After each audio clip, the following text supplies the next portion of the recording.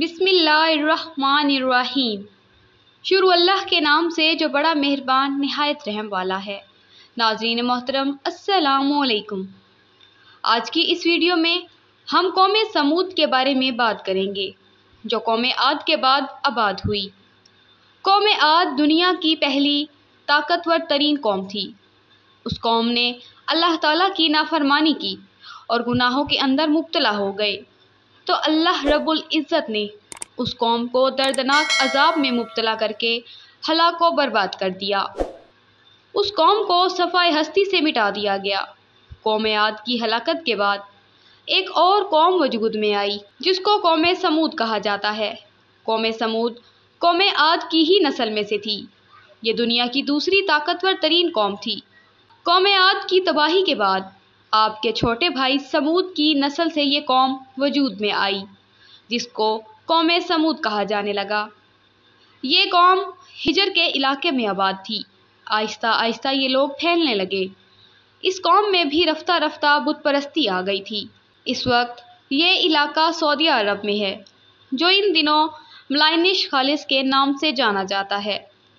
روایات میں ہے کہ غزوہ تبوک کے موقع پر ہی نبی کریم صلی اللہ علیہ وسلم اور صحابہ کرام رضی اللہ تعالی عنہ سمود کے کھنڈرات کے پاس سے گزرے تو آپ صلی اللہ علیہ وآلہ وسلم نے فرمایا، خبردار کوئی شخص اس گاؤں میں داخل نہ ہو اور نہ ہی کوئی اس گاؤں کے کنویں کا پانی پیے، اور تم لوگ اس عذاب کی جگہ سے خوف الہی میں ڈوب کر روتے ہوئے اور منہ ڈھانپتے ہوئے جلد سے جلد گزر جاؤ، کہیں ایسا نہ ہو تم پر بھی عذاب نازل ہو جائے۔ یہ سحرگاہ نہیں بلکہ رونے کا مقام ہے۔ حضرت صالح علیہ السلام حضرت ابراہیم علیہ السلام سے بہت پہلے حضرت نوح علیہ السلام کے بیٹے سام کی نسل سے ہے۔ انہیں قوم سمود کے لیے نبی بنا کر بھیجا گیا تھا۔ یہ قوم بہت طاقتور تھی اور پہاڑوں کو تراش کر گھر بنایا کرتی تھی۔ یہ اپنے ہاتھوں سے تراشے ہوئے پتھر کے خداؤں کی عبادت کرتے تھے۔ ان کے معاشرے سے حق و انصاف ناپید ہو چکا تھا۔ بے حیائی، فحاشی آخری حدود چھو رہی تھی۔ مقدس انسانی رشتوں کا احترام ختم ہو چکا تھا۔ رقص و سرور، عیش و عشرت، شراب و شباب ان کی زندگیوں کے لازمی جز بن چکے تھے۔ ایسے میں اللہ تعالیٰ نے اس قوم میں سے ایک خدا ترس اور بہت نیک انسان حضرت صالح علیہ السلام کو نبوت کے منصب پر فائز فرمایا۔ حضرت صالح علیہ السلام نے اپنی قوم کو راہ راست پر لانے کی بہت کوشش کی۔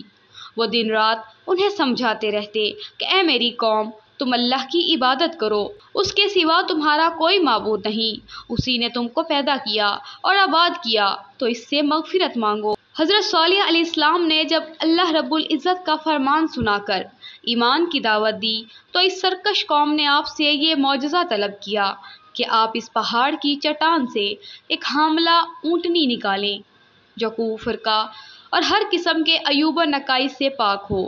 چنانچہ آپ نے چٹان کی طرف اشارہ فرمایا تو وہ فوراً پھٹ گئی اور اس میں بہت ہی خوبصورت، تندرست و بلند و قامت اونٹنی نکل پڑی جو حاملہ تھی۔ نکل کر اس نے ایک بچہ بھی جنا اور اپنے بچے کے ساتھ میدانوں میں چرتی پھرتی بھی رہی۔ اس بستی میں ایک ہی تالاب تھا جس میں پہاڑوں کے چشموں سے پانی گر کر جمع ہوتا تھا۔ آپ نے فرمایا، اے لوگو، دیکھو یہ معجزے کی اونٹنی ہے۔ ایک روز تمہارے تالاب کا سارا پانی یہ پی ڈالے گی، ایک روز تم لوگ پینا۔ قوم کے لوگوں نے اس کو مان لیا۔ پھر آپ نے قوم کے لوگوں کے سامنے یہ تقریر فرمائی، اے میری قوم، اللہ کی عبادت کرو، اللہ کے سوا تمہارا کوئی معبود نہیں، بے شک تمہارے پاس تمہارے رب کی طرف سے روشن دلیل آئی ہے، یہ اللہ کا ناکہ ہے، تمہارے لیے نشانی ہے، تو اسے چھوڑ دو کہ اللہ کی زمین میں کھائے اور برائی کو ہاتھ نہ لگاؤ، ورنہ تم میں دردناک عذاب آئے گا۔ چند دن قوم سمود نے اس تکلیف کو برداشت کیا۔ ایک دن انہیں پانی نہیں ملتا تھا کیونکہ اس دن پانی اونٹنی پی جاتی تھی، اس لیے انہوں نے طے کر لیا کہ اس اونٹنی کو ہی قتل کر ڈالیں۔ چنانچہ اس قوم میں قطار بن سالف جو سرخ رنگ کا، بھوری آنکھوں والا اور دراز قد آدمی تھا اور ایک زناکار عورت کا لڑکا تھا، ساری قوم کے حکم سے اس اونٹنی کو قتل کرنے پر تیار ہو گیا۔ حضرت صالح علیہ السلام منع ہی کرتے رہے، مگر قدار بن صالح نے پہلے تو اونٹنی کے چاروں پاؤں کو کاٹ ڈالا، پھر اس کو ذبح کر ڈالا اور نہایت ہی سرکشی کے ساتھ حضرت صالح علیہ السلام سے بے ادبانہ گفتگو کرنے لگا۔ اللہ تعالیٰ کا ارشاد ہے، پس ناکا کی گونجیں کاٹ دیں اور اپنے رب کے حکم سے سرکشی کی اور بولے، اے صالح، ہم پر لے آؤ جس کا تم وعدہ دے رہے ہو اگر تم رسول ہو۔ قوم سمود کی اس سرکشی پر عذاب الہی کا ظہور اس طرح سے ہوا کہ پہلے ایک زبردست چنگاڑ کی آواز ایک خوفناک طریقے سے آئی، پھر شدید زلزلہ آیا جس سے پوری قوم اتھل پتھل کر چکنا چور ہو گئی اور قوم سمود کا ایک ایک آدمی گھٹنوں کے بل گر کر مر گیا۔ قرآن مجید میں اللہ رب العزت نے فرمایا، تو انہیں زلزلے نے آ لیا اور صبح کو اپنے گھروں میں اوندھے رہ گئے۔ حضرت صالح علیہ السلام نے دیکھا کہ پوری بستی زلزلوں کے جھٹکوں سے تباہ و برباد ہو کر اینٹ اور پتھروں کا ڈھیر بن گئی ہے، تو آپ کو بڑا صدمہ لگا اور دکھ ہوا۔ آپ کو قوم سمود اور ان کی بستی کے ویرانوں سے اس قدر نفرت ہو گئی کہ آپ نے ان سے منہ پھیر لیا اور اس بستی کو چھوڑ کر دوسری جگہ چلے گئے۔ چلتے وقت ان لاشوں سے یہ فرما کر روانہ ہو گئے کہ اے میری قوم، بے شک میں نے تم تک رب کی رسالت پہنچا دی، تمہارا بھلا چاہا، مگر تم خیر خواہوں کو پسند کرنے والے نہیں۔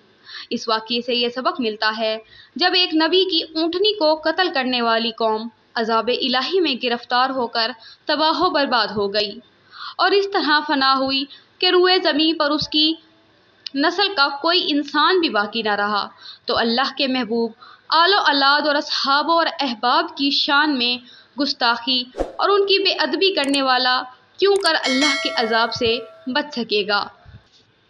پیارے دوستو، میری ویڈیو لاسٹ تک دیکھنے کا بہت شکریہ۔ میری ویڈیو آپ کو اچھی لگی ہو تو میرے چینل کو لائک اور سبسکرائب لازمی کر دیں۔ ملتے ہیں اگلی ویڈیو میں مزید معلومات کے ساتھ۔ اللہ آپ کا حافظ و نگہبان۔ خدا حافظ۔